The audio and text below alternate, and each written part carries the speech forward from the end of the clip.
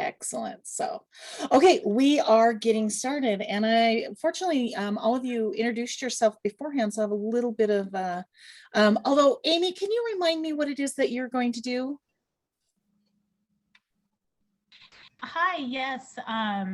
Well, my business is Pots on the Boulevard, and it's a container gardening business. That's right. But I admit I'm actually interested in taking this course because my son has started a YouTube channel, and he creates videos every day, and it's part of what he does for his schooling. So anyway, I'm taking it more so I can kind of understand and be more involved with what it is that he has going on. Keeping up with the kids these days, huh? Oh man, I tell you. Excellent. I understand. And then we just had the screen name says Daniel Ray. Hi. Good morning. Good morning. And are you Daniel Ray? I am. Hi, Daniel. I'm just kind of getting an idea of what our people here are up to. What is it that you do? And are you a small business owner? And what would you like to get out of today's presentation? So basically, what I have on my projects is I'm going to start a handyman company. Oh. Mm-hmm. So I have been a previous business owner before. Okay. And I've been involved in companies since I was probably 16 years old. Mm-hmm. So now with all of this about technology, social media, YouTube, and all like that, I say, okay, maybe if I'm going to start to do something, that will be great if I can probably learn some tools of the new platforms of basically publicity and marketing. Great. Fantastic. Well, thank you. And then I see that even though the name says Don Stahlberg again, it's probably Sage. Hi, Sage. How are you? Oh, hello. Yeah, I'll change that. You're fine. I'm pretty smart. Sometimes I can figure out name changes. It's all good. So thank you so much for sharing. And as other people log on, I'll probably ask them because, like I said, I really want this to be interactive and as useful as possible. Obviously, virtual is a little bit of a tough gig. So I appreciate you all having your cameras on to listen to me. And even though it looks like I'm not looking at the camera, I'm really looking at the faces. So if I look at the camera, then I can't see you. So it's just kind of squirrely. So be aware, I am definitely looking at you. So my name is Kim Sherman Labrum. I am a business consultant at the Small Business Development Center. So I know at least a couple of you are aware of what the Small Business Development Center is, but I'm going to give a quick overview. So the Small Business Development Center is a program that exists to help entrepreneurs. And we are federally and state funded. We are housed at Boise State University, at least here in the Boise area. We actually have offices all over the state of Idaho, Post Falls, Coeur d'Alene, Boise, Twin Falls, Pocatello, and Idaho Falls. It is a nationwide program, so whatever state or province that you go to, you can find an SBDC. We're usually affiliated with a university or a college, but if there's not one of those available, then you will also find us at chambers of commerce and economic development offices. So we try to partner with those resources because those are the people that touch the entrepreneurs in the community. And like I said, I believe we have 1,100, somewhere in the area of about 1,100 SBDCs across the United States. There's even an SBDC program in Canada, but it's not called SBDC. So we're here to help you, and in whatever way possible. We tend to focus on people who have already started. However, we do work with startups, and we do that through a core set of services and offerings. First and foremost, we do confidential, free one-on-one consulting. So you want to make an appointment and you sit down and talk to myself or one of my colleagues, and right at the moment we're all doing virtual pretty much. So you would sit down on your computer and talk to us virtually, and we would work through your problems, give you advice and guidance, sometimes referrals to other resources, because you know, we're not attorneys or tax accountants or those kinds of things. So usually, like if you need that kind of information, we will refer you to somebody who has that depth of expertise. And or whatever it is, if you're looking for financing to go to a bank, if you're needing help hiring employees, we can help you put together business plans and loan packets and work through job descriptions and all the fun stuff that goes along with owning and managing a small business. So in addition to that, we offer training. And sometimes we train in-house, meaning that it's all us. We deliver the training ourselves. We take care of the registration. Sometimes we partner with people in the community, like community ed. Community education has been a great partner for the SBDC. I've been doing trainings for them for, I'm going to say 8 or 9 years, according to my Facebook status updates that I get every now and again, reminding me how long it's been. So, they're a wonderful program, and I love working with them. Really nice ladies over there. And so we do trainings. Then we also, sometimes we hire people or they volunteer for us to do trainings where we don't have the expertise in-house. For instance, we have a really great person who does QuickBooks trainings for us, because to be quite frank, I don't want to learn QuickBooks. I can learn any technology you want. I'm just not the greatest with numbers. So, but we all have our area of expertise. So in addition, in the Boise area, we also have 2 accelerator spaces, meaning that it's the new name for an incubator. And so if you're a home-based business and you're ready to kind of get out of the back bedroom or the garage and you need space, but you're not quite ready to stand on your own and go do that, our 2 accelerators might be a really great option for you. One of them is in downtown Boise on Idaho Street over by the Flying M, and the other one is in Nampa behind the Idaho Center. The space in Nampa is significantly larger. It's 38,000 square feet, whereas our one in downtown Boise is about 2,000 square feet. So a little bit of a difference. But the services are very much similar. You get rent, reduced rent. You also have phone and internet. We have a mentor that's on site to assist you and work with you, do check-ins, and just make sure that everything's on point and to make you successful to be able to stand on your own eventually when you move out of the accelerator. There's also rooms, like if you need a meeting room or the mail rooms and all of that stuff that comes in a shared office space. If you're interested in that, you can sure let me know and I can give you information about that.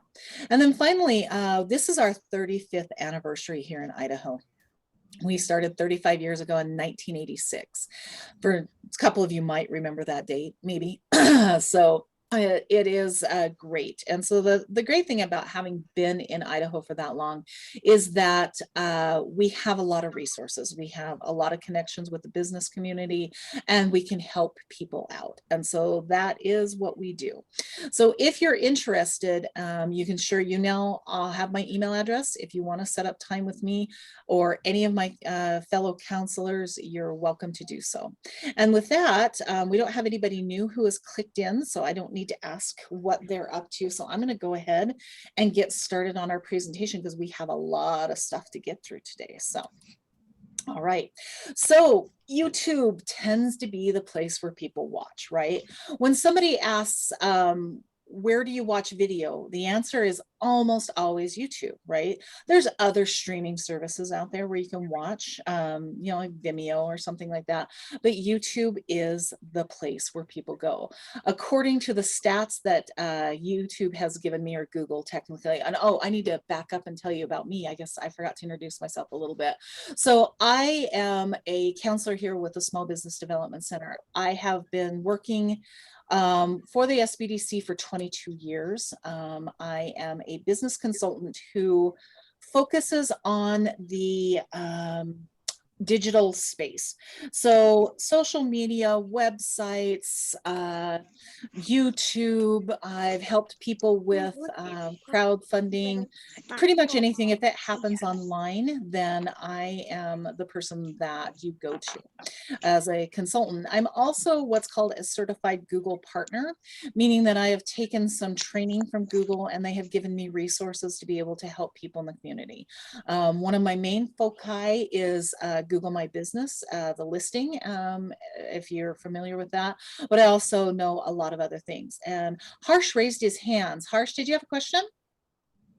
Quick question. I just wanted to understand if the services offered by SBDC, are they paid services or are they free for the entrepreneurs?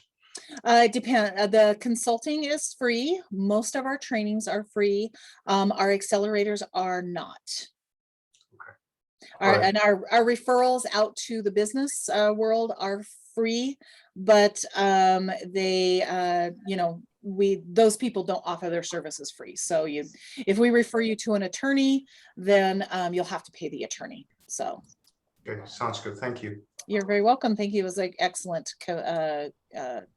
So I'm going to stop just real quick. So I have Sarah who just logged in. Sarah, could you take a moment, unmute yourself and tell me what kind of business it is that you have or what you'd like to get out of today's presentation? Hi, I'm Sarah, and thank you for doing the class. Oh. I'm a realtor, and so I wanted to be able to use YouTube to promote that. And then in general, just doing YouTube reviews and YouTube videos. Oh, nice. Okay. Fantastic. Thank you. Thank you. And Mary Ann, I see that you have joined us as well.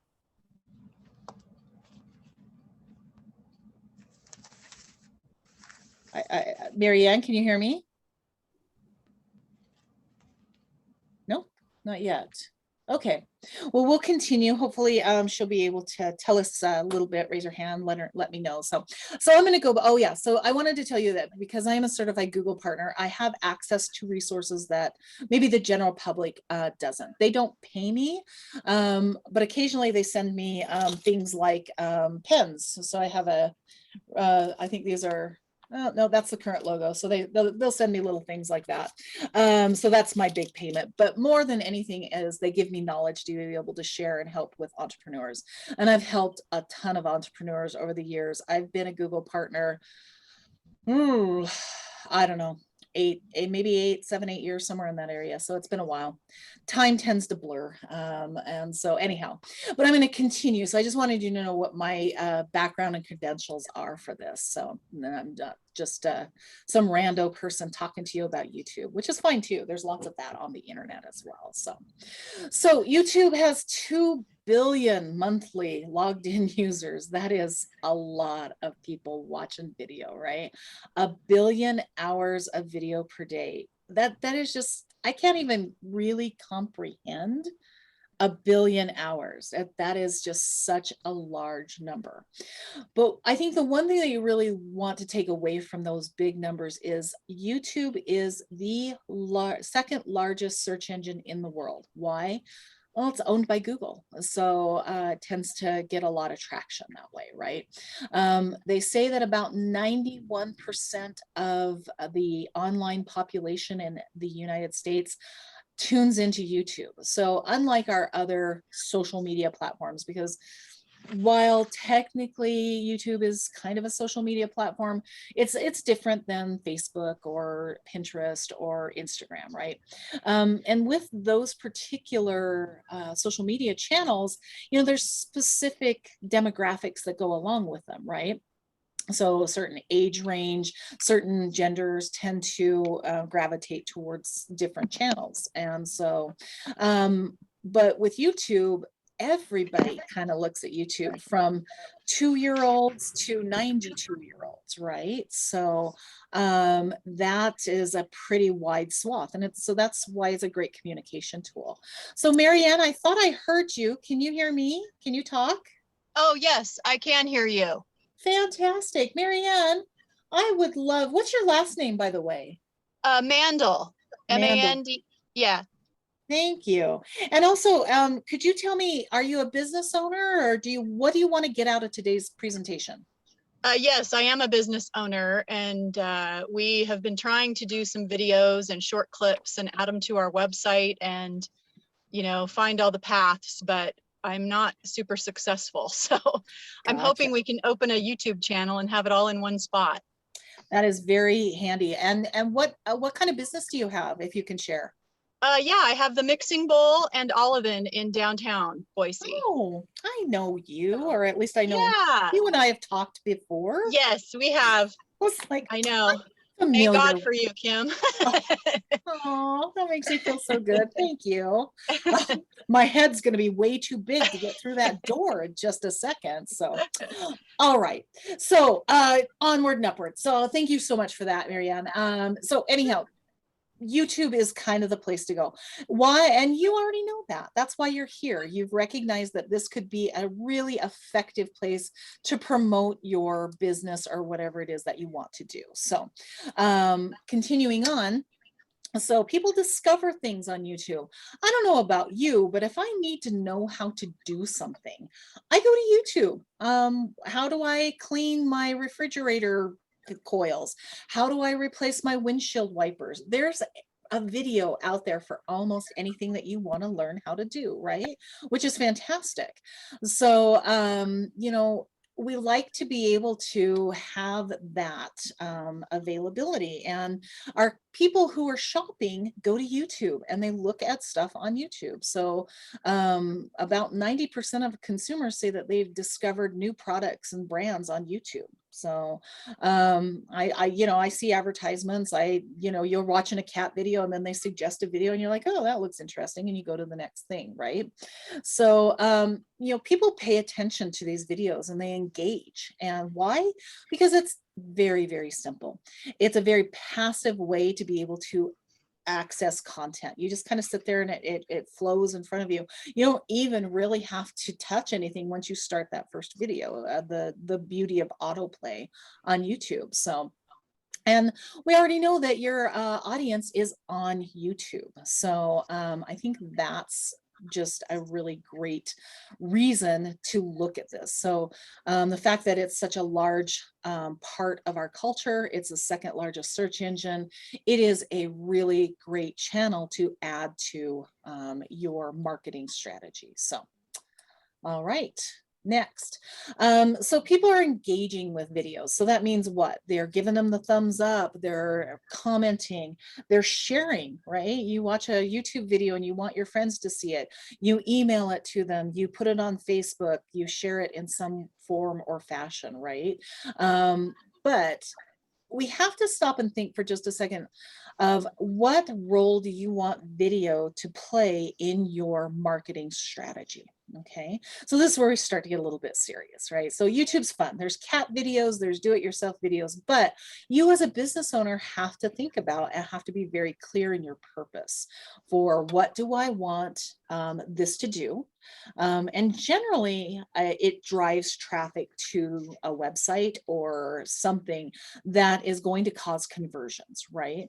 So I believe it was Lois who has an exercise program. And so, if she were going to sell extended exercise programs or a digital download, she would use the video to engage and get their interest. And then there would be a link or something that directs them to her website where they can pay for a download. So that's one journey that happens when we're watching this kind of content. So I want you to be thinking about how and what role do you want this to take, because as with any marketing effort, it takes time and it takes effort and it takes clarity of purpose.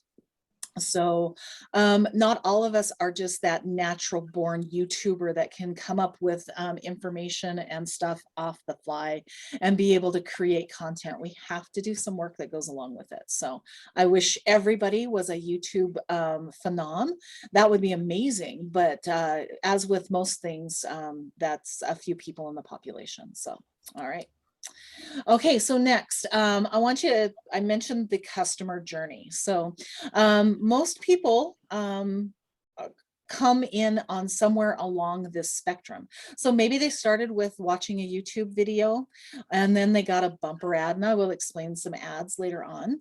And then they did a Google search, and then they went to the dealer's website, right? And then there was a cookie that was stored in their browser. And then they were remarketed and they went back to YouTube. And so when they went to their YouTube to watch some other cat video, there was a advertisement for that dealership. So, and then it's like, oh yeah, I was looking at that dealership, and then they did a test drive. And I will tell you, very similar thing happened to me. I just bought a car in December. I didn't start with YouTube. I started with a Google search, and then of course, everywhere that I went kept giving me ads for cars, YouTube, Facebook, all of those redirects, which was really great to remind me to keep going. And so I was able to go to YouTube and look at a video about the car that I wanted. As a matter of fact, when we were test driving the car, we could not figure out how to adjust the steering wheel. You know, there's a way to make it go up and down. Couldn't figure it out, pulled the book out. The book was useless. It didn't have the information in it I needed. So I really quickly pulled up YouTube and went, oh, the button's right there, honey. And my husband's like, oh yeah, there it is. So this was how our journey, how it happened, and how we used YouTube in our particular way. So everybody has a different journey.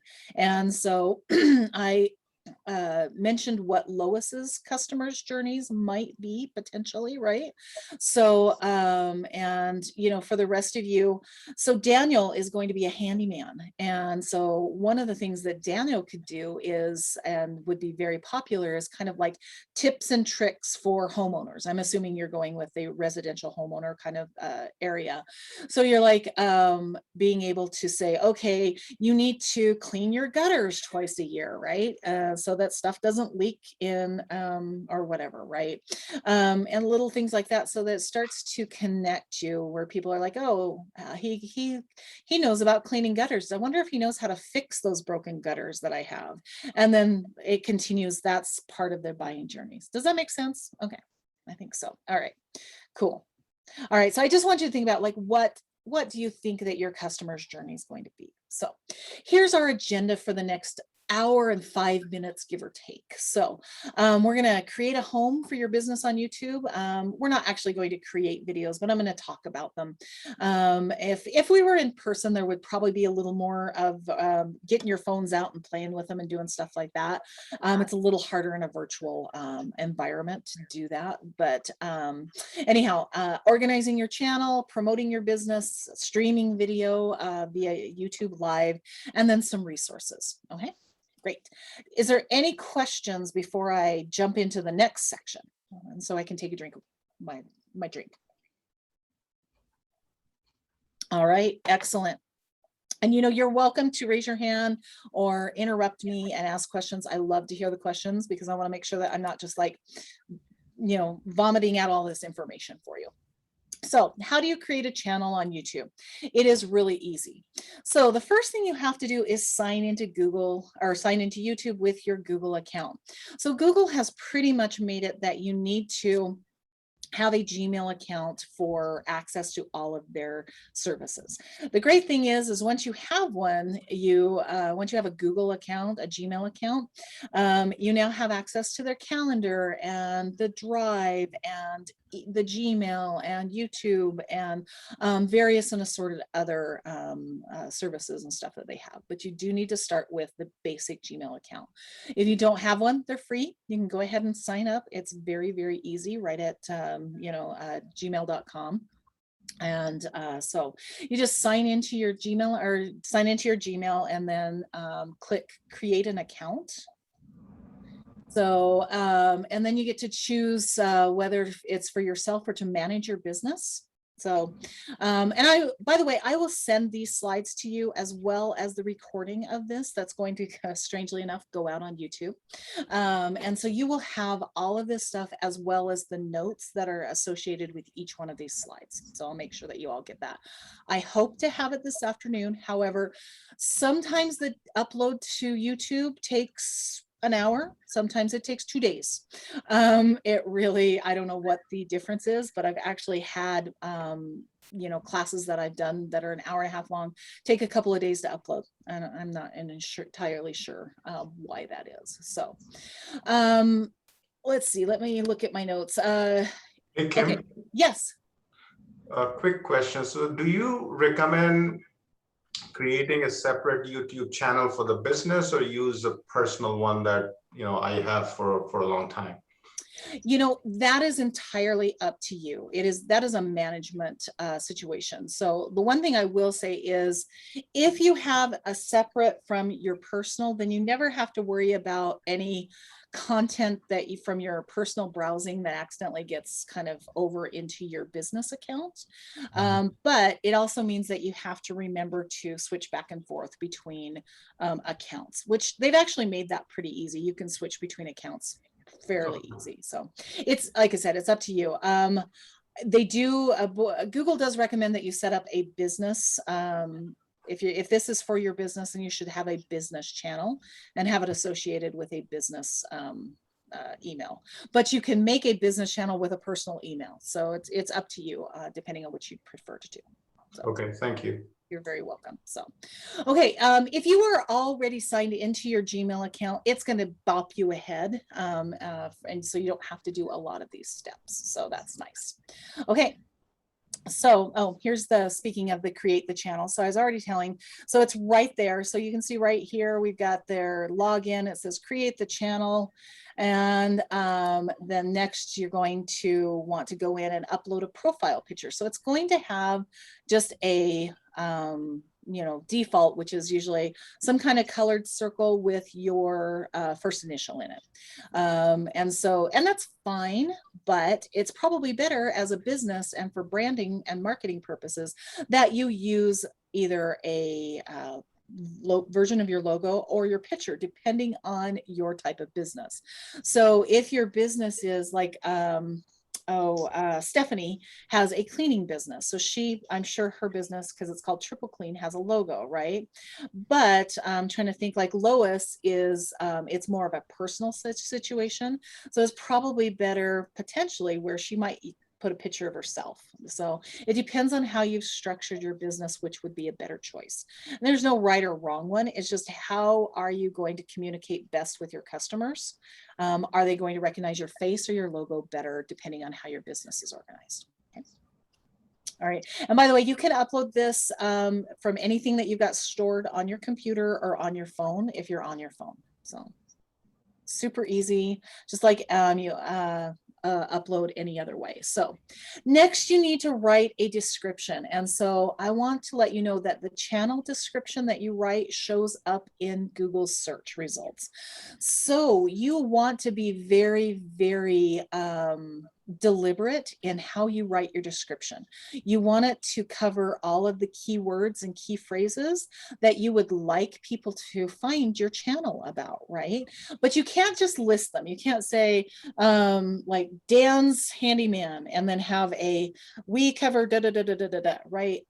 Google gives more authority to things that are written conversationally. So instead of having a bullet point of all of the services, Daniel would have to say, Daniel specializes in home repair with gutters and lawn things and, blah, blah, blah, blah, blah, right? That's going to be a little bit better for the search results. So, and I will talk as I go along, probably give you little tips about SEO. I wouldn't call myself an expert in SEO because I don't work in it all the time, but I know quite a bit for small businesses. So as I run into a tip or remember something, I'll probably let you know where it's good. So this is one thing for sure. Make sure that, yes, was there a question? No, just me. I'm just hearing things. That's awesome. Okay. Make sure that you add your website URL and any social links that you want to add to that. Because why? We want to make sure that people have access to and be able to find you. And Dawn, I see you, and I'll get you in just a second. The one thing that I despise is when I see something really interesting on YouTube or anywhere on the internet, and I have to go hunting for those people, right? And I sometimes will, and sometimes I won't. If you're going to make me work for something, I'm probably not going to. So you will hear me say, if you work with me for any amount of time, that everybody on the internet is lazy and they have ADD. Okay. And that's because it's true, right? We don't have any patience. We don't have any time. And we're not going to read. We're not going to work. Okay. So it needs to be spoon fed to us. So you have to make it easy as possible for your customers. Yes, Dawn, what have you got for me? I think I figured it out. I was just wondering where you put the description if you already have the channel.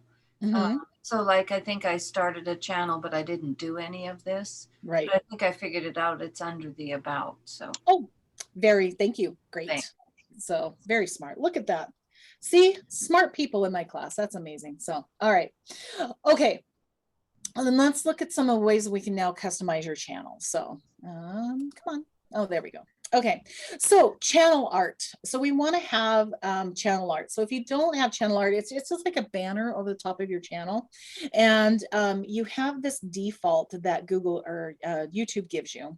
And it's fine, but it doesn't communicate anything about your business or your brand. So you should definitely have something up there. And there are there's a special size, which is 2560 by 1440 pixels is what size the image is. And if you go, I don't understand that at all, I'm going to give you another tip.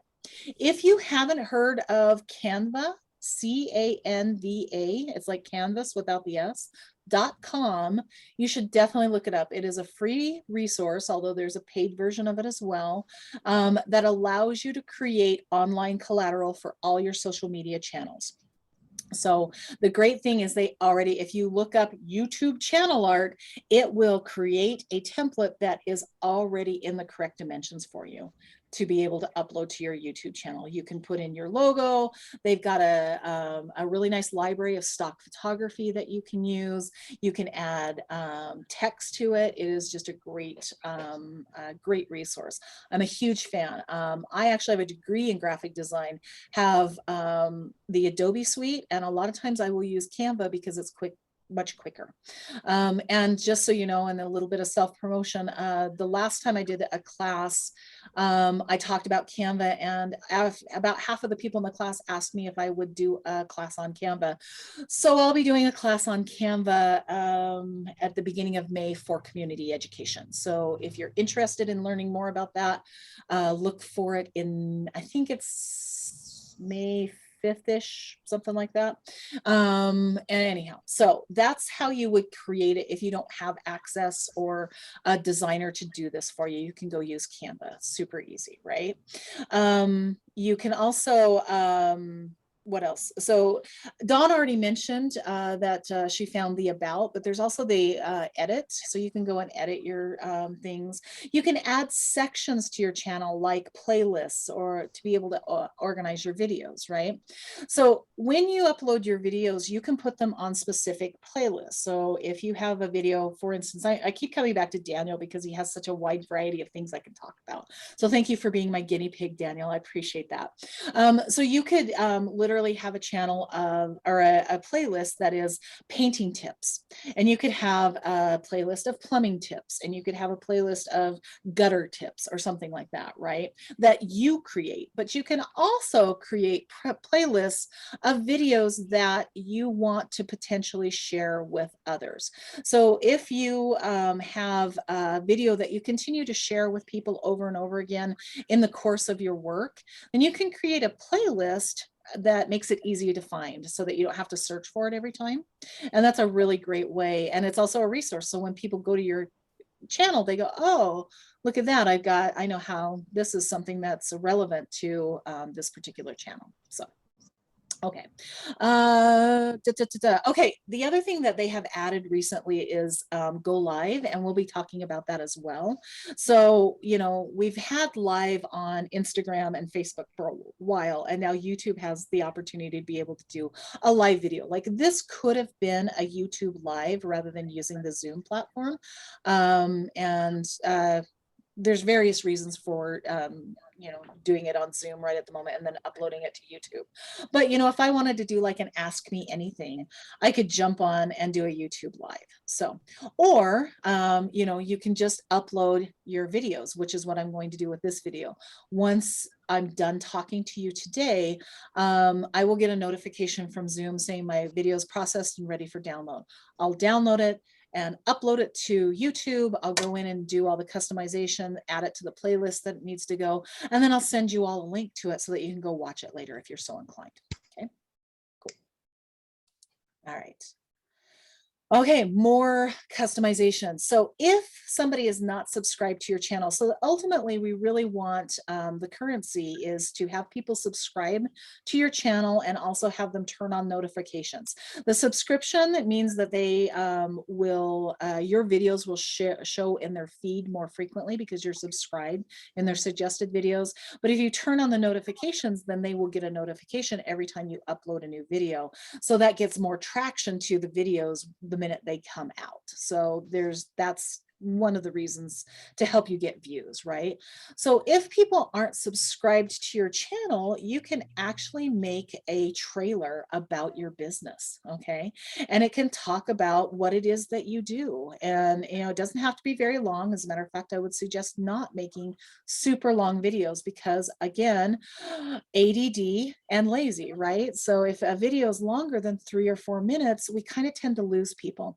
And I don't think the channel trailers can be more than, I'm trying to see in my notes.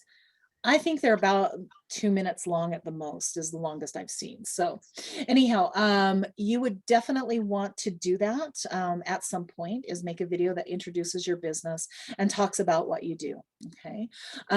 So we want to make sure that you have that trailer, that you have your descriptions, your links to your website, your social media, photos, and a profile picture. So those are the hallmarks of a good, well-organized channel.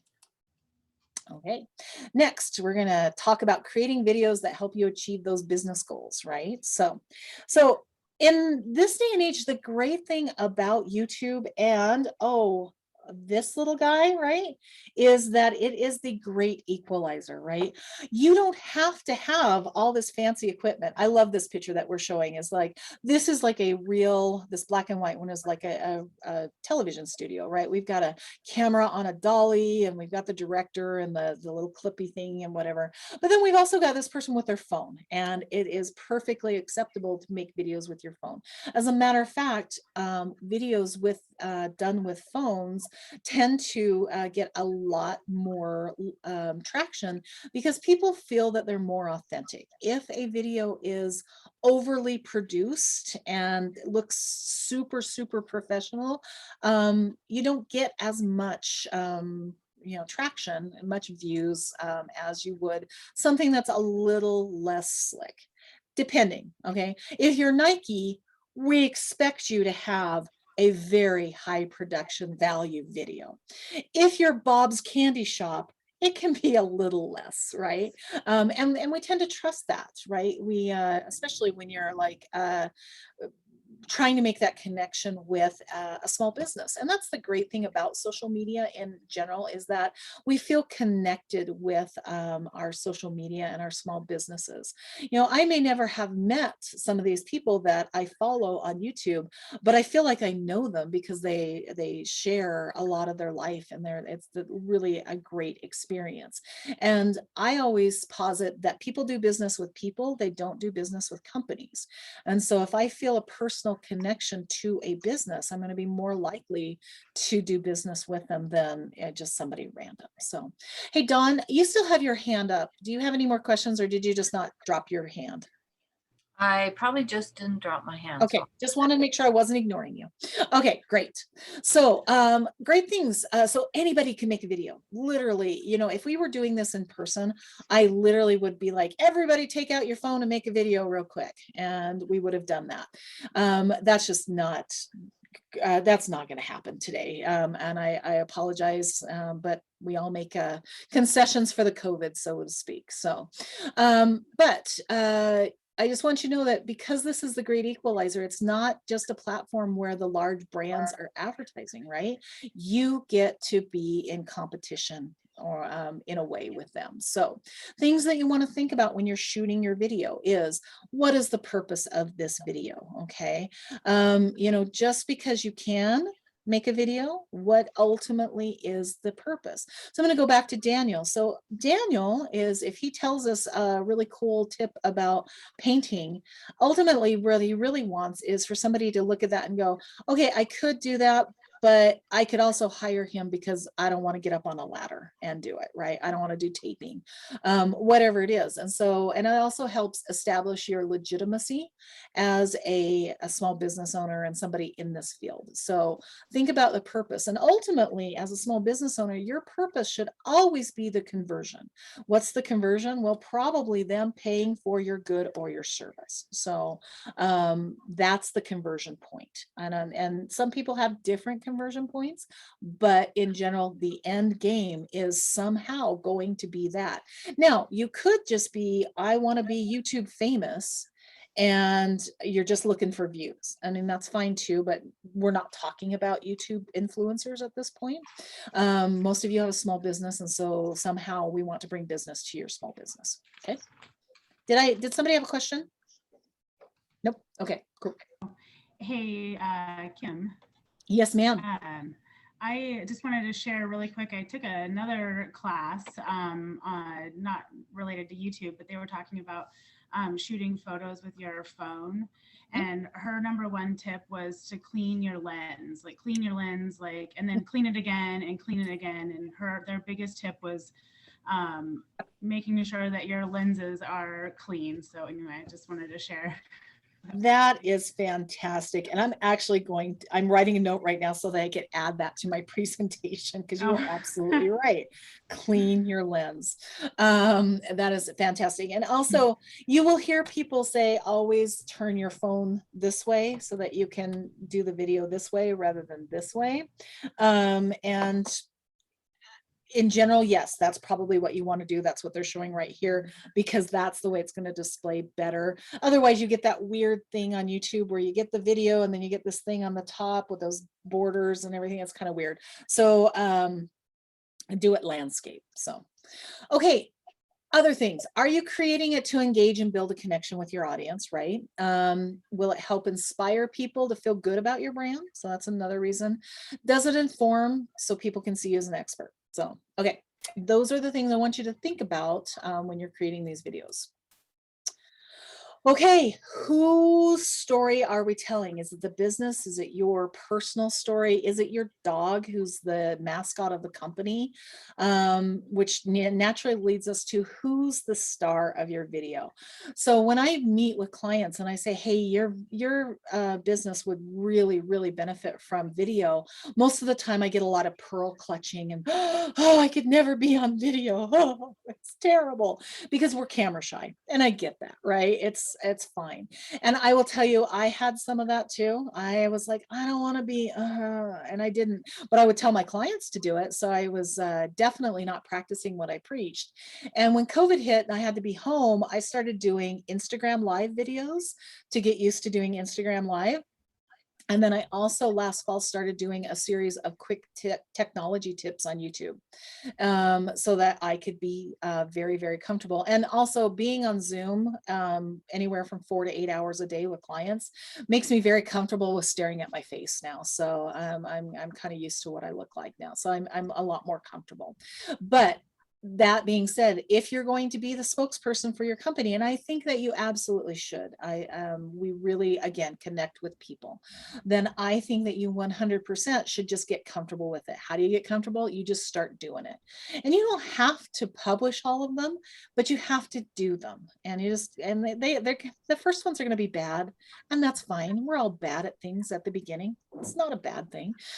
We just get better, and it's an opportunity to be like, one of the things I do is, and I still do it, is I say a lot. My old speech and debate teachers would just be beating me upside the head with a ruler for that. I'm also in person one of these people that talks with their hands a lot. When I'm on video, I tend not to do it because it's very distracting. It's probably very distracting in person too, but it feels less distracting. So what about the sights and sounds of your video? So, you know, a lot of us are working from home. I happen to be in my office today, which is great. There's only one other person in the office, and he's on the other side of the office. I warned him that I was going to be doing this, and so that he doesn't come and bang on my door or anything. But back pre-COVID days, when I would do things in my office, I have office mates on either side of me who tend to be a little loud, and there's not very good insulation in our walls.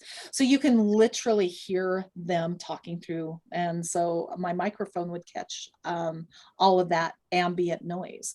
So I would have to, if I was going to make a video, do it on a specific day when I knew there wasn't going to be a lot of people around. When I'm at home, I unplug the cat's drinking fountain because it makes this hum.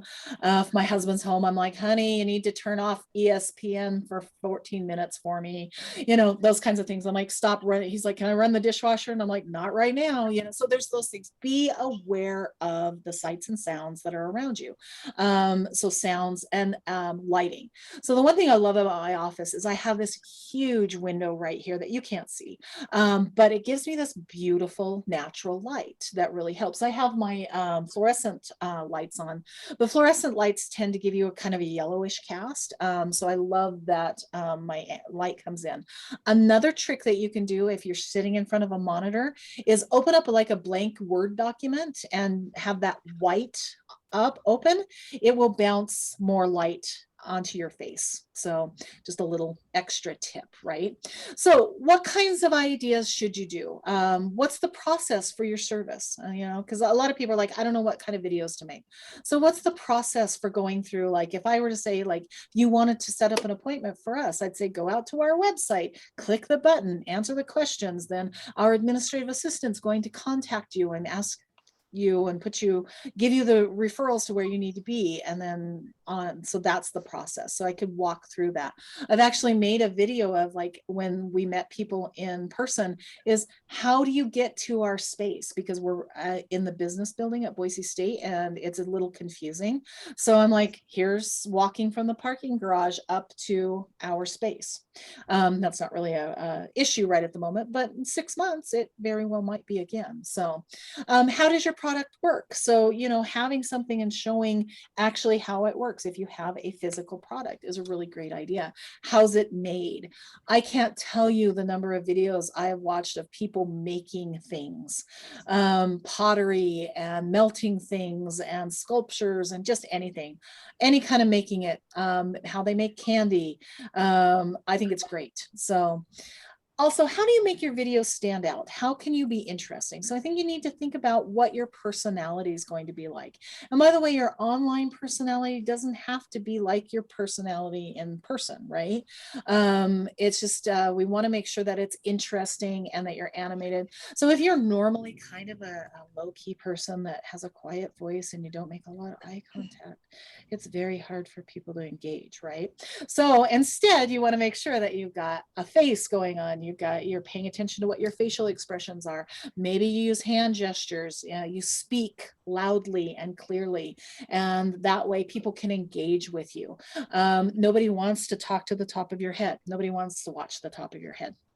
Okay, so unboxing videos are another option. Those are super popular. As if you're like, I got this thing, and you unboxed it and said, like, you just got a new shipment of your product in, like, here's the first unboxing. And then of course, coming back to Daniel, how-to videos. That would be a really great idea for Daniel's business. So. All right, so a little more about a script. Do you want a script that's word for word? Absolutely not. Nobody wants to hear you read a script. I can read faster than you can talk, and I don't want to listen to you read. It's the same thing as if you're presenting something and they're just reading stuff off the slides. You can read faster than I can talk, so why would you bother to pay attention to me if you can read this? But I think that you should definitely put together a script so that you know at least an outline of, I want to cover these things over the course of this video. That way you don't get off on tangents and distracted and worried about things. So it doesn't need to be word for word, and I don't recommend that it be word for word, but I want you to write down the high points of everything that you want to cover. So some tips. Yes, sorry. Sorry, on your previous slide, you had mentioned it said editing. Are you going to talk about that later? Yep, I will talk a little bit about editing. YouTube actually has a really nice editing tool. Okay. Well, really nice. It's a better editing tool than what they had. It will allow you to shave off time, add some music, that kind of stuff. If you need to put together multiple clips from different videos, then that's not the editing tool for you necessarily, but there's a lot of different ones out there. As a matter of fact, iMovie on iPhone is apparently just the coolest thing ever. So, okay. All right, so going back to our script. Clear, concise message. You know, what are we going to talk about? Was there another question? Nope. Okay. Strong impression in the first 5 to 15 seconds. Why? Because everybody's lazy and they have ADD, and I'm not going to spend 30 minutes or 30 seconds trying to figure out what it is that you're talking about. We want to make sure that you have a compelling call to action. What is a call to action? Buy now. Check out my website. Visit my social media. Subscribe now. Tap the notifications. Those are all calls to action that get people to do a specific action that is going to help you be more engaged with that client, or ultimately get them to the conversion point of your business.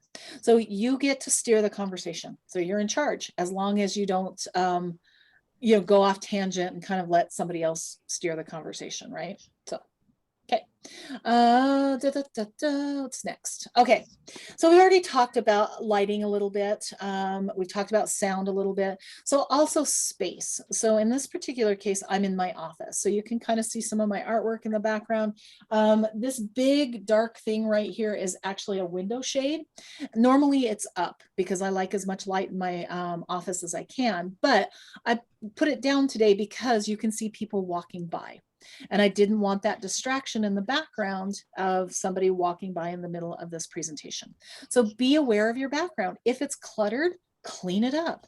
And if I do this, you can see my second workstation. It looks a little bit, but fortunately, when I do this, you can't really see it. So that's really nice. So be aware of what you're doing in your background. Okay. Cool. All right. So we're talking about organizing your channel.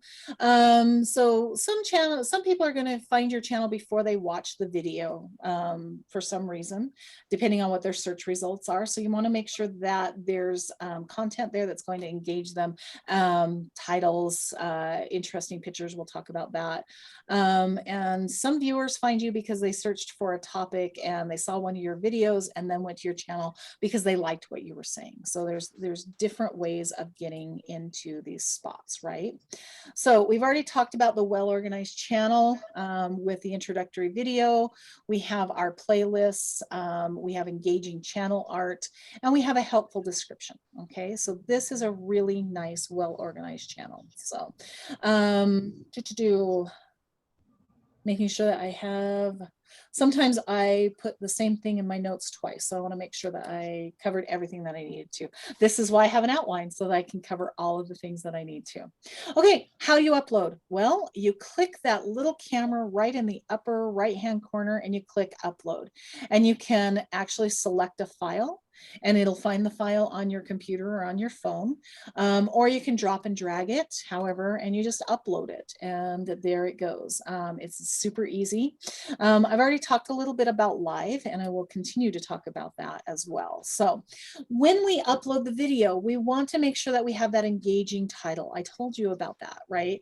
You need to make sure that it's engaging. If you just said how to make a cake, there's a lot of different kinds of cake. So this person made a 3-tier wedding cake. That is much different than a sheet cake or a birthday cake or something like that. So it's very specific. Then they had a really nice description that talks about it, that the wedding cake in less than 3 hours, and right? Then she has some really nice engaging thumbnails. Now, every single one of us has went out to YouTube and there's always a thumbnail of somebody who's doing this. Right? It's a very attractive look, right? And makes me so want to watch that video. Not really, right? So this is your opportunity. You can choose some thumbnails. It used to be that Google or YouTube chose all of them and you had no choice. Now they're giving you a little more choice and you can also upload some options as well. You can add it to a playlist and you can decide what your audience is going to be. So in general, you know, if it's made for kids, you want to make sure that the content that you're there, they're going to scrutinize it a little bit more to make sure that there's no content in there that's not appropriate for children. I always choose no, it's not made for children, because none of my topics are interesting to children at all. So there's just no reason to even click that at all. So, okay. All right. I'm looking for hands up. I'm looking for anything else. Okay, great. Okay, after you add your video, these are some of the elements that you can add. You can add an end screen. So the end screen can be, you know, related content at the end of your video, like see the next video, look for our live, you know, whatever the end screen is going to be, right? You can also put cards. So end screens are usually 5 to 20 seconds of video. So it's usually people are like subscribe, tap the notifications buttons, those kinds of things. Our cards have polls and links. Those are the difference between the two. So you don't have to add either one of these. They're just options that you can add should you want. And by the way, you can go in and add them if you don't have them immediately, but you want to upload a video and get it started. You can go in and add them at another time. So I've done that where I've added these things later on because I just didn't have them at the time. What is your visibility? Okay, so there's 3 types of visibility on YouTube. So of course there's public, where anybody and everybody can find it, and it's open to anybody who has an internet connection, and that's fine. There's also unlisted, meaning you can add it unlisted. It's not found in the search, but anybody can watch it who has the link. And so that is pretty useful when a lot of times, sometimes with my clients, I will make a video for them and it's too long for me to email. So I'll upload it to YouTube on an unlisted channel so that they can watch it, but nobody else sees it, because all of my consulting with my clients is confidential. So I want to make sure that they can get to the content, but they don't need to, I don't want it to be out there. So private is actually kind of just a more locked down version of unlisted. I have found when I use private that it's even hard for me to find as the creator. It's there, but you have to dig for it.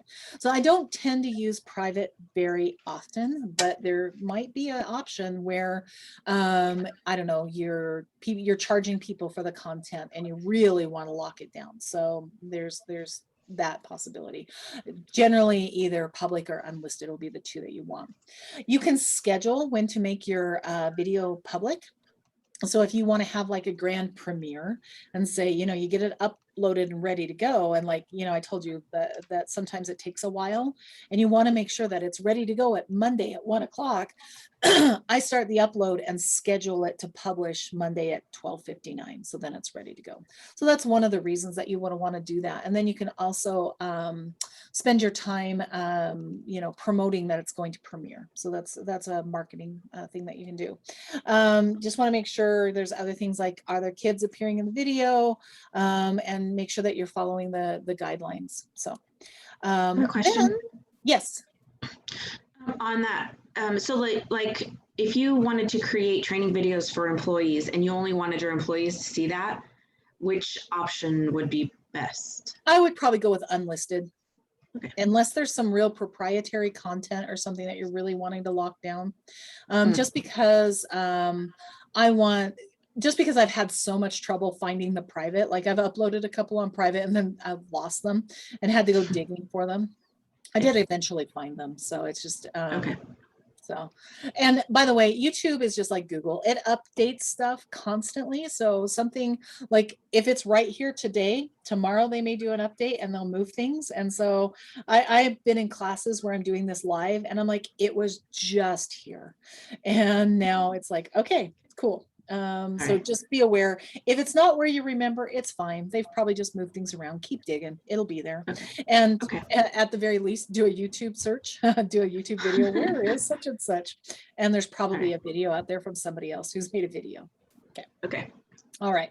So how do you get people to watch your video? Well, obviously, we've already optimized it with a good description and a good title, but we probably want to invite all of our fans and people who know us. So you can embed, which means that you could embed it out on your website. If you have a website that allows for embedded video, which most of them do, you can put it out on your Facebook, your Twitter, your Blogger, your Reddit, your Tumblr. There's a wide variety, right?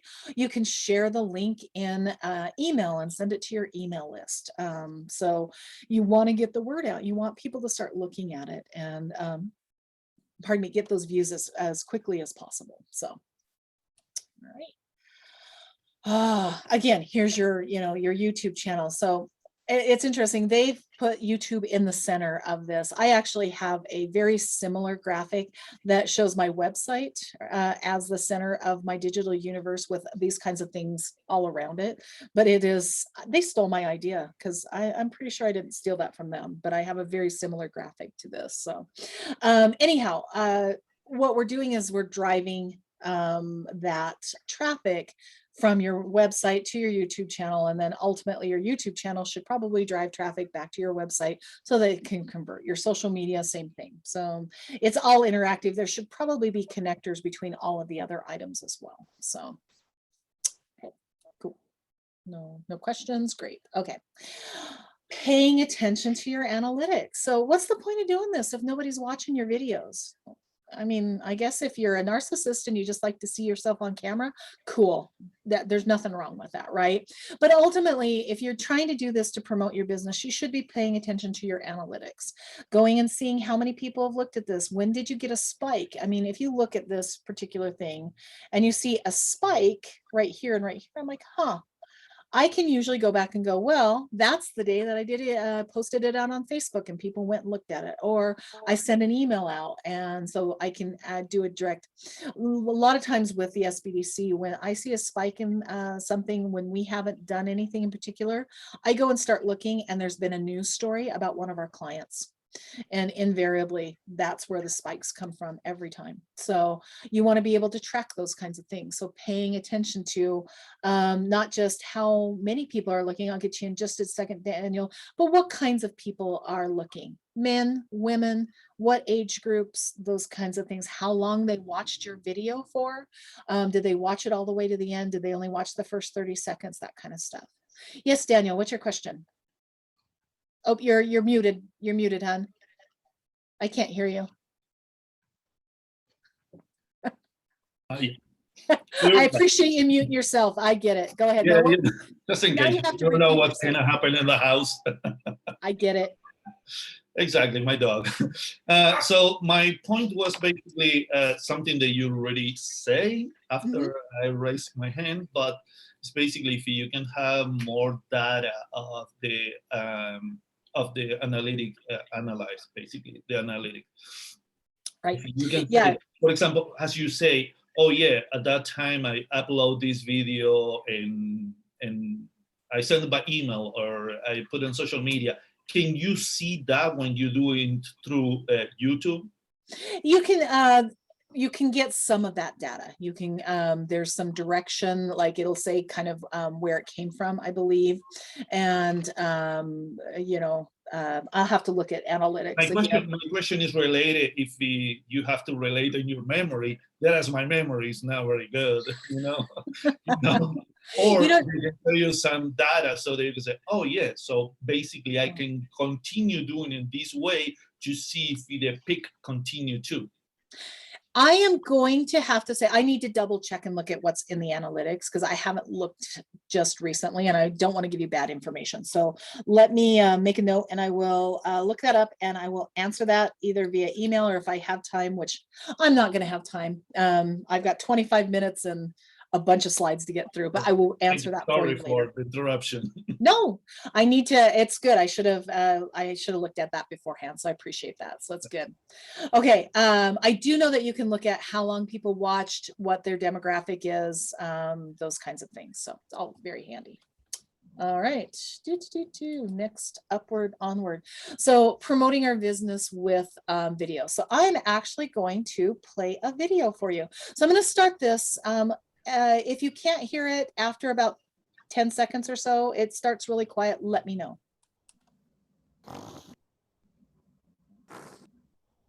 Sorry about the snorting. Normally, after You a hear surgical it? procedure, pets typically go home with what's called a cone or an e-collar. My name is Stephanie Seiberg, and I am the owner and developer of Tulane's Closet.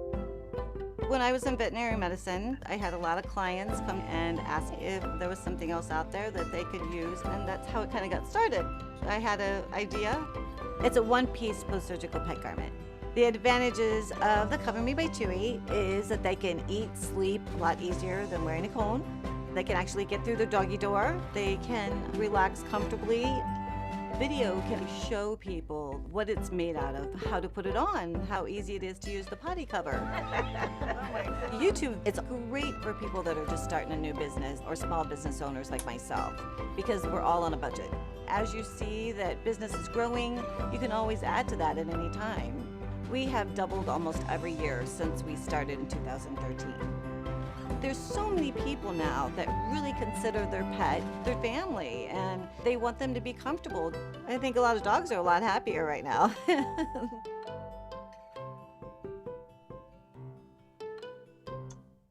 Okay. Cute video. Animal videos are always very engaging. People love stuff like that, right? So I'm going to go back and talk about, so when this started, it caught your attention because we had a close-up of really cute pugs.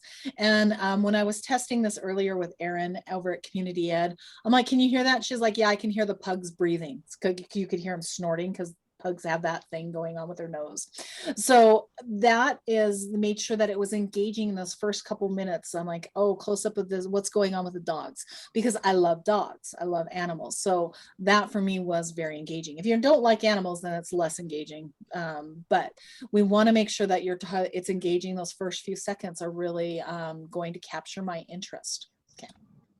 All right, so we're going to talk about advertising. I'm not going to get too deep into advertising. I want to give you kind of a very broad overview of this because it is a very deep topic, and I just feel like we could spend a lot more time on it.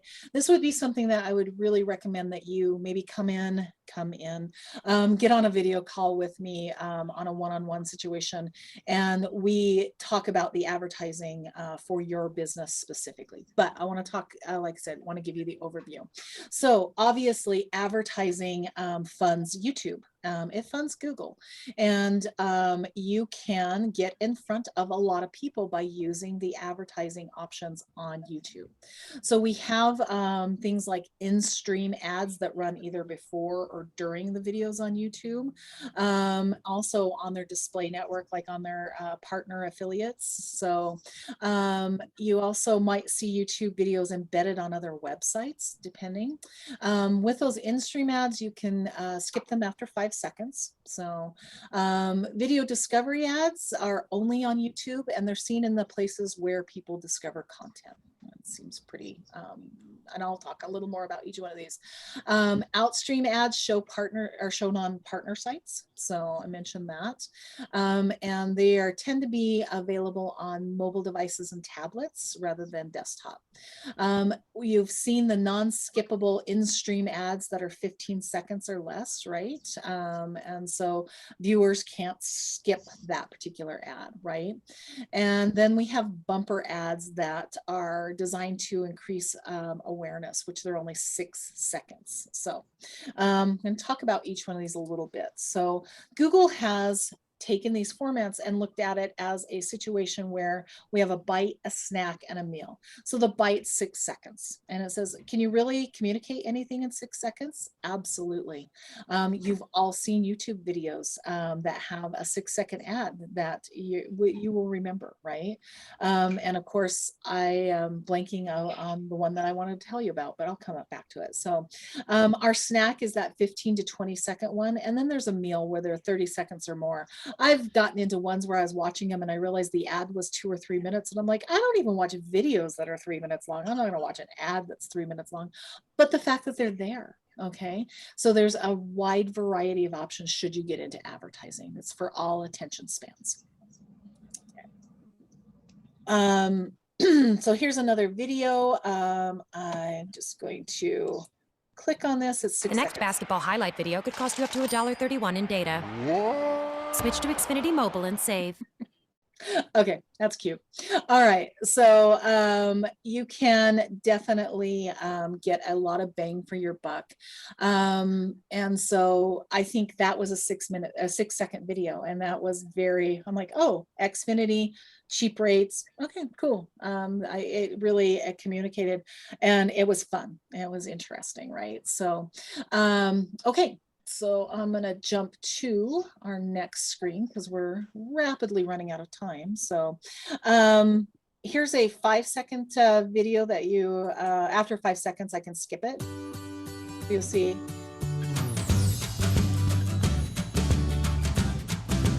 See a skip thing come up. It didn't let me skip it.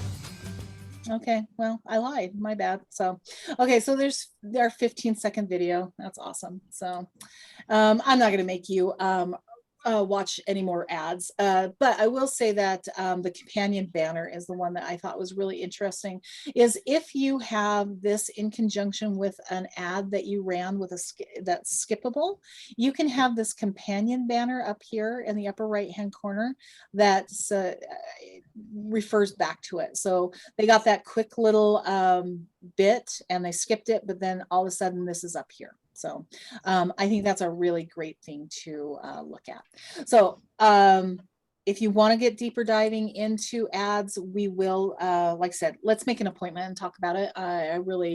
It really should be a training all unto itself, but I want to cover it because there's always questions about it. So, okay, I mentioned I was going to talk about live streaming, and I did. And I think that live streaming is a really fantastic way to reach your audience. So it's obviously Facebook Live was one of the first ones to do it. Instagram Live has it. Now YouTube Live has it. And I will say if you have less than 1,000 subscribers, you have to do it on a desktop. But once you have 1,000 subscribers, you can stream live with your cell phone or your tablet. So that's really nice. So you could be out in the field doing whatever it is that you do and do a live stream if you're so inclined. So live streams are really great because we have that interaction, kind of like what we're doing right here, where you get to ask questions, you get to interact with your audience. And I have clients that will live stream and be like, okay, I'm going to live stream at noon today and get rid of all of my clearance stock. And only if you're watching the live stream can you buy it at this discount rate, which I think is brilliant. So smart. And they sell out of their stock because they do that. So super. So, or, you know, it can be a training video. It can be an Ask Me Anything. Just a lot of different ways to use YouTube Live, right? And it's a fairly new feature that they've added. It's probably been there longer than we think, but I feel like it's kind of a new feature. So if you're doing live events, like I mentioned, you know, I could have done a live event here for this, or, you know, frequently asked questions. If you wanted to do your frequently asked questions via a live event, live product demos or live unboxing videos. The great thing is once you've done that live, it becomes content for your channel. And so it's there for anybody to watch after it's not live. So I think that's a really great option. So tips, you have to enable the live streaming option 24 hours in advance of when you want to go live. So if I wanted to do this live, I would have had to do it yesterday to let them know. Yeah, there's a little bit of planning that goes into it. You go to studio.youtube.com to start the process and then follow the steps to verify your account and enable the live streaming. Okay, cool. Anybody want to live stream, or does that just terrify all of you? It's fine. You can be terrified. It's okay. It's really not that bad. Okay, but when you're ready to go, you just click the go live icon and off you go. And you just start talking. And I think it's great. I really enjoy watching lives. I do them all the time and I watch them all the time. And when I have time, I have a lot more time now that I'm stuck at home with COVID. So. Okay, when you are ready to go, you want to name the video stream in case people are coming into it late. You want to adjust your audience settings, like who it's for and who it's not for, and smile for your thumbnail and give them a good thumbs up or whatever it is, so that you have something engaging for people to look at if they're coming into this because you didn't invite them. Okay. Cool.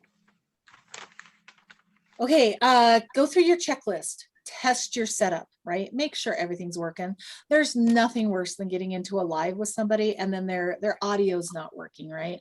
I literally just sat in on a webinar from a professional, a guy who does this for across the country, and he talked for 10 minutes with no audio, and I was like, is it me? And then all of a sudden he comes on, he goes, I'm such an idiot. I'm sorry. I didn't turn on my microphone. It happens to all of us, but do check it beforehand. Like I said, I had Aaron log in this morning with me to test and make sure everything was working. You want to schedule it so that you can say, I'm going live at noon on Friday. And that way you can promote it. You want to provide descriptions. If it's a live that's going to talk about your unboxing of your brand new product, then you should put that in the description so that people know. Have a good thumbnail image and announce and gather some audience questions. That's a really great tip, is have something going in. You should probably make up some questions beforehand, but if you can get audiences to give you that information beforehand, that's even better. So. Okay, more checklists. Feature the event on your channel. Have an opening and closing remarks. Hi, I'm Kim with the SBDC, and I'm going to be talking about da da da da da, right? And then at the very end, hi, thank you for tuning in. I'm Kim at the SBDC. You should go to my website at www.idahosbdc.org. Right? Stay on track. How do you do that? That would be that script with your outline so that you don't get, especially when people are asking questions and you start seeing everybody pop up and they're making comments and stuff. It's so easy with me. Like I said, ADD girl. I'm like, oh, hi, Dawn's here. And look, there's Stephanie. And look, it's all my friends. I feel like Mr. Rogers. I'm like, there's all my friends, right? Back in the day, for those of you who remember that. Anyhow, so stay on track. There you go. You can answer the audience questions. I think that when you're live, it's always really nice to kind of have a partner in crime that is watching that at the same time so that they can feed you questions so that you're not trying to do it all at the same time. You certainly can, but it's easy to get distracted. Okay. You can create highlight clips while you're live, which is super cool. And that's getting a little into the weeds and we don't really have time for that. So, okay. So publish the live stream, right? Create an archived playlist. Ooh, super smart, right? And then we want to direct the audiences to those archives so that they can come find them and watch them later so that you are continuing to get good mileage out of those things. All right, any questions about live? Okay. Yes, Sage. I just had a question about, so you mentioned you have to set up the live stream 24 hours in advance. Do you have to do that every time or just the first time? Just the first time you do it? Okay. I believe so. Mm-hmm. Okay. That's what I was wondering. Yeah, cool. I'm pretty sure. Okay. So, thanks. All right. Okay, so what are your next steps? You have to create your channel if you haven't already done it. You have to optimize your channel. We probably should have put that in there where you have your description and your channel art and your logo and all of those things. Creating your playlists. You want to create and upload videos. And next, we're going to explore some additional resources, right? Just to let you know of some other things that are available out there that Google gives you. So you can work with trained and trusted creative partners, right? So I am one of those, but I am not a video partner yet. But there are video experts that you could find. And if you look, there's a link right there that will tell you all about that. So you probably can you could definitely do that. If you decide to do advertising, you can work with me or you can contact Google directly. It's one of the few ways that you can actually talk to somebody at Google, is that of course they want to let you talk to their salespeople to help you do your sales stuff. It's amazing how that works out, right? Because that's how they fund their platform. So of course they're going to give you direct access to that. There's the Creator Academy. So you can learn things on this. It's just like kind of YouTube University, so to speak, right? And it's creatoracademy.youtube.com. And you can go and watch these videos. They're not very long. They're short, they're sweet, they're great. And you just kind of wander through. You can actually look at them via topics that you're looking for, so you don't have to watch all of them. You can find the one that's directly specific, or you just kind of scroll through until you find one that you like. Okay. Primer is another option. Primer is a app that you can download on your phone that Google has put together, and it has little mini courses. And so there's things like making your website work hard for your business, getting online with a strong business website. So these are some of the ones that they have. And they also have stuff that's not business related, like so for job seekers or schools, education people. There's Primer has a lot of stuff, so it's free. You can download it, and you know, I have it on my phone and look at it every now and again when I'm not looking at TikTok or YouTube or something else crazy, right? So, all right. There's skill shop. So there's training on some of our Google's professional tools. So I mentioned Google Ads. There's the Google marketing platform. There's the analytics. So analytics is what you put in the background of your website. So it tells you where your traffic is coming from, how long people are staying on your website, those kinds of keywords that they're using to find you. There's also the YouTube channel. There's Google My Business, the one that I'm a personal expert in, and then the Ads Manager. So these are all some of the things that you can find in Skill Shop at g.co/skill shop. So they make that easy to say. So there's also, if you have a store, an online store, you can use this Google tool to improve your online store. It will give you tips and tricks and stuff. So it will analyze your store.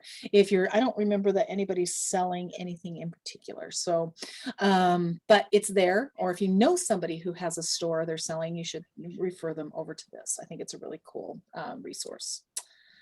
And so more quick help. So we've got a lot of these. And by the way, I'm sending you these slides. You can write these notes down. You will get these slides as soon as the YouTube video is up and ready to go. So hopefully today or on Monday, one way or the other, you will get these. So just another place where you can go and get answers to some of your questions if you can't get hold of me or someone else. And then Google has a whole academy. It's called Grow with Google, and there's a section for teachers and students, local businesses, job seekers, and people who are developing and learning code. So with that, I ended with 7 minutes to spare. Wow, I must have really started talking fast. So with that, I am open for another 7 minutes or however long, and I can answer any questions that I didn't answer, or you are welcome to take your 7 minutes and go get something to eat or go to the restroom or do whatever it is to finish off your day. So hit me, unmute your microphone and tell me what you got. Stephanie. So I believe I have a YouTube created for my business already, but how do I tell if I set it up as a person or a business? Because I think I set it up incorrectly. Is there a way to tell? Yes, you go into your settings or in the info section, and you can go in, and also it whether or not it's linked to whether or not it's so if it's linked to your personal Gmail, then but you can also have a business one that's still linked to your personal email. So you just go in and it'll be in the settings. So just look for that little cog down at the bottom in the lower left-hand corner. Okay. Thank you, Harsh. I appreciate it. Hi, Kim. You mentioned iMovie for editing. Is that only done with an Apple product like a Mac? Yeah. Yeah. Okay, is there any other editing? I am positive they are, but I don't know what it is, but I will find out. Android, I'm sure, has what is the iMovie equivalent? I am unsure, but I will find out because I do have an iPhone, so I will say I spend more time with in the Apple environment. As far as with my mobile devices, I don't have a Mac as far as my computer. Right. I prefer a PC. Yeah, me That's too. just me. So how do you edit on your computer? I use the editing software that's actually in YouTube generally. And I don't get super, like I go in and shave off time.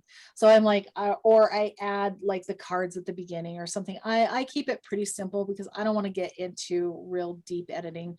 I have found that to be, for me, extremely tedious. And so if I need that, I have a really, really, really good friend who is a video editor. And I'm like, hey, friend, would you do this for me? And he rolls his eyes and does it for me. So, but not everybody has one of those in their life. So I do that. But I do have the Adobe suite, so I can use Premiere, which is the professional software. And I have to relearn it every time I have to go in and use it because I don't use it very often.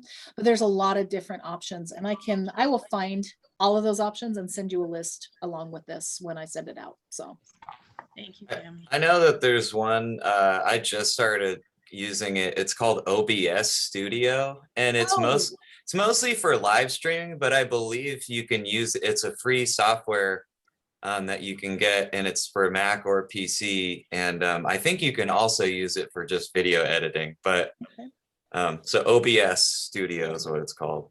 And I just watched a video that used that. I'm trying to remember what I was watching, but I'm like, oh, I've heard of that. Yeah, it's pretty easy to use, but yeah, that's one you can check out. Yeah, I will say Adobe Premiere is not easy to use. It's one of those things that it has a very steep learning curve. It can do everything. I mean, it is a professional, but it takes a little time to learn it, which is why I'm always like, I don't want to do this. So I'm like, friend, fix this for me. And he does. So maybe I need to find OBS and see if that fixes it so I can do it on my own. That's probably what I do need to do. So, all right. Any other questions? Anything else that we didn't cover? Did I scare you? Did I inspire you? Did you learn at least 3 things today? I have a question. Yes, Dawn. So I know you and I worked on this the other day, and I have, the page up that says my YouTube channel, but I don't see it. I mean, I can't find it. Like when I search, I always get the ones that are sort of related to my business. We can't find your actual channel. Yeah. When we were working on this, we didn't put a description in for your channel. Okay, and I'm wondering if that's why we're not finding your channel in the search, is because there's nothing in the description yet. Okay, well, there is something in the description that I think was just taken from my website, but maybe I can ask Sage to look. Like if Sage Googled it, maybe he could see. But what I see is I have, no subscribers. I haven't done anything with it yet, but there is a description. But there's also no videos. Right. Oh, that's why. Yeah. You don't have any videos. So we probably need to get some content out on that channel too, in order for it to start showing up in the search results. Oh, right. Right. That makes sense. Okay. I was like, why wouldn't it? Oh yeah, there's not a video out there. This is why I need you. I will see you next week, probably. Fantastic. I look forward to that. Thanks. So excellent. Okay. What else have we got? Anything? Amy, did we help you keep up with your son? What's funny, all of the setup part, he's pretty much already done all that for me. Mm-hmm. So, but no, I can see I need to go do a description, and I've got, the keywords and, so I can work on that and tweak what he already uses Canva, and he already had that all set up, and so it's just great, and he's inspired to do the content. So good. Yeah, so it helped a lot. I'll have him help me, and at least I'll know what he's doing. That's the great thing about kids, is they are what we call technology natives. They've grown up with it, so it's very easy for them to adapt to it, and I think that's wonderful. It's fantastic. We are non-native technology users because we've learned it as adults, well, with the exception of maybe Sage. But if you think about, if you're always like, because when we first started talking, I think it was Carissa said that she just doesn't really do well with technology, and I think that tends to be a lot of people, because if you were to uproot yourself right now and move to France and have to learn French, it would be kind of a slog, right? Unless you have a background in it or you already know another language, it would be tough, because as adults we learn things a lot slower. We just don't take in that information as quickly as we did as we were kids. However, if you had moved to France when you were 5 or something, you would be bilingual very quickly because you're still, kids are just so adaptive that way. So don't be hard on yourself because you don't get this right away. It's fine. You certainly can get it. And I have every confidence that I can get you there, or I can give you resources that will help you. But just don't be like, I'm dumb with technology. No, you're not. You're just not familiar with it. You just need to get familiar with it. I was dumb with cooking up until COVID forced me to stay home and start learning how to cook. And now I can cook.